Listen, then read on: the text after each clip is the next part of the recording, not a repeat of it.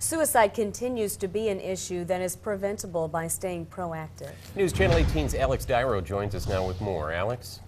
Jeff, suicide is the third leading cause of death among teens in Indiana, but it's a death that remains preventable. We spoke with mental health professionals today who suggest talking to your kids early about suicide and depression.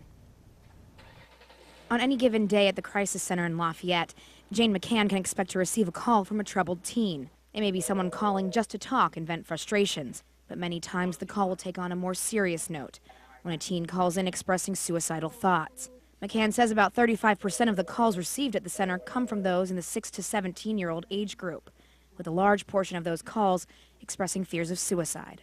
And then somewhere around, I'd say roughly about 25% of the calls that we get from youth directly concern suicide. McCann says she fears not as many teens in the community are taking advantage of the hotline and stresses that many times it's parents and friends that have to be proactive in suicide prevention. But I think this is an opportunity for parents, relatives to just come forward and say, I'm concerned about hearing this young man took his life.